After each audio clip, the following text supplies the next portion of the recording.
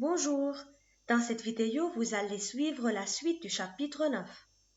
Commençons par l'activité suivante. Nous allons factoriser la première expression. On va alors suivre les étapes déjà vues. La première, on identifie les termes de l'expression. On a deux termes. Puis, on fait apparaître un facteur commun entre les différents termes. Regardez, il y a dans le premier 2x plus 1 et dans le deuxième aussi 2x plus 1. Troisième étape, on met en facteur en utilisant la division. Ça veut dire on écrit 2x plus 1, puis on divise le premier terme par 2x plus 1, on obtient x moins 3, et le deuxième terme par 2x plus 1, on obtient 2x plus 5. On réduit, on obtient la forme factorisée de A.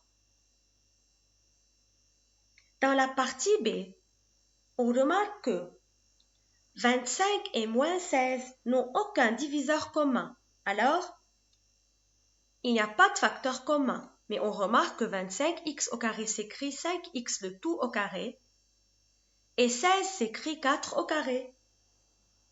Alors, B est de la forme A au carré moins B au carré, avec A est égal à 5x et B est égal à 4.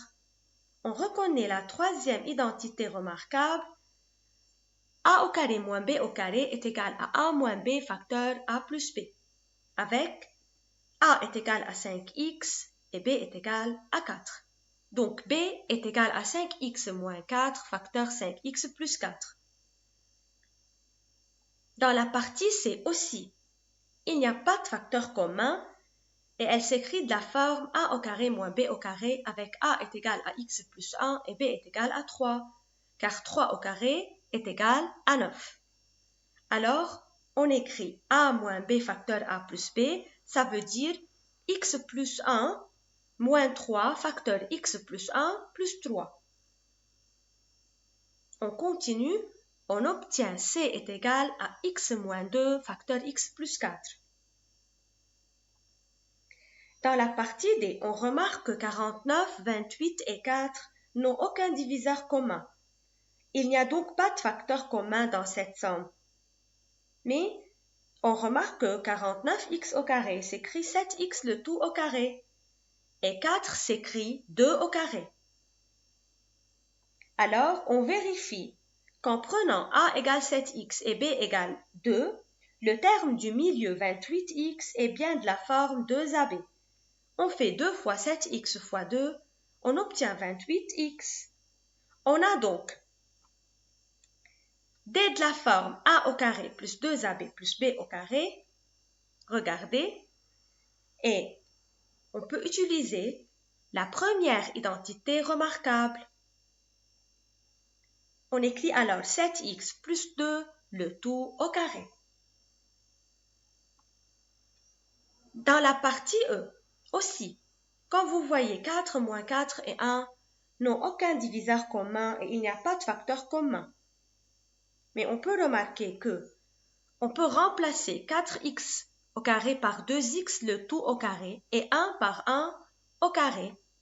Et ici, moins 4x s'écrit moins 2 fois 2x fois 1. Ça veut dire, c'est comme on a a au carré moins 2ab plus b au carré. On peut alors utiliser la deuxième identité remarquable qui est a au carré moins 2ab plus b au carré est égal à a moins b le tout au carré. Donc, comme on a déjà vu, les identités remarquables sont 3 formules à connaître par cœur et sont utiles pour développer certains produits rapidement ou factoriser certaines sommes dans lesquelles il n'est pas possible de mettre en évidence un facteur commun. Alors, à bien retenir ces identités remarquables.